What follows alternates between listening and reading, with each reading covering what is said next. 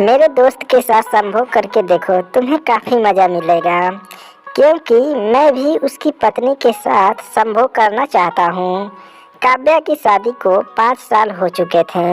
उसके पति विवेक न केवल एक केयरिंग हस्बैंड थे, बल्कि एक लविंग पार्टनर भी थे। शादी के शुरुआती दिनों में ऐसा लगता था मानो वे एक दूसरे से कभी अलग नहीं हो सकते। उनका रिश्ता प्यार और समझ से भरा हुआ था।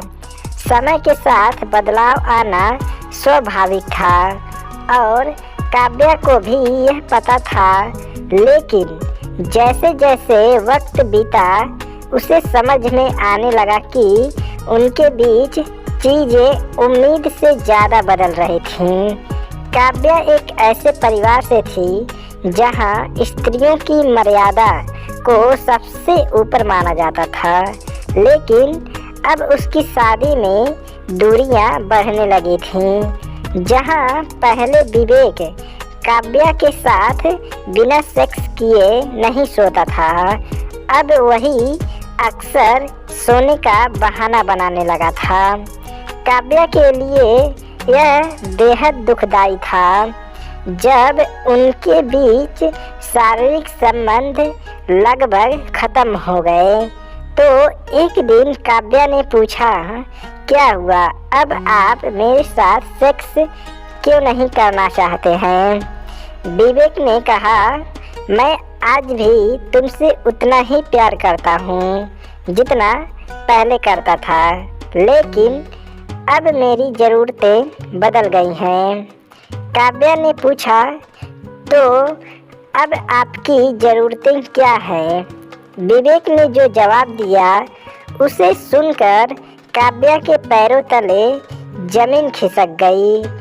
उन्होंने कहा, क्या तुम मेरे दोस्त के साथ सेक्स करना चाहोगी?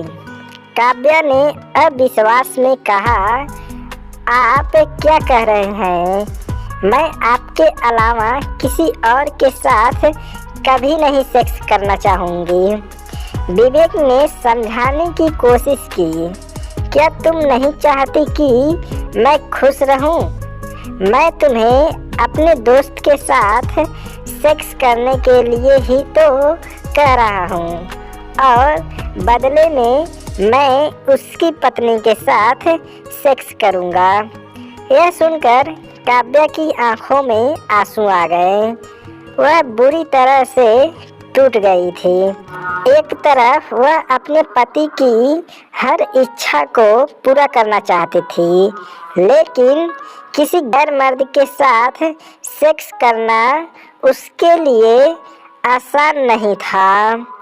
जब उसने विवेक से बात की और उन्हें समझाने की कोशिश की, तो वह हर बार यही बात दोहराते कि इसे एक बार ट्राई करना चाहिए।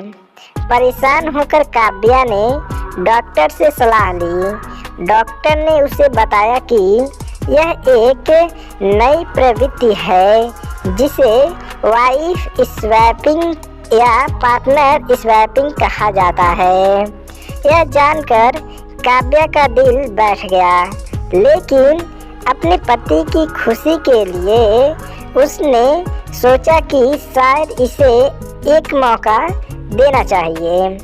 लेकिन जब उसने इस प्रक्रिया में शामिल होने की हिम्मत जुटाई, तो उसने देखा कि यह सिर्फ विवेक की ही इच्छा नहीं थी, बल्कि उनके दोस्तों का एक पूरा समूह इसी तरह की गतिविधियों में शामिल था।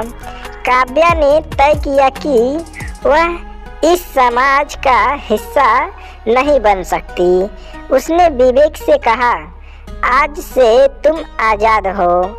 अगर तुम्हें किसी और के साथ सेक्स करना है तो कर सकते हो, लेकिन मैं इस रिश्ते में अब और नहीं रह सकती।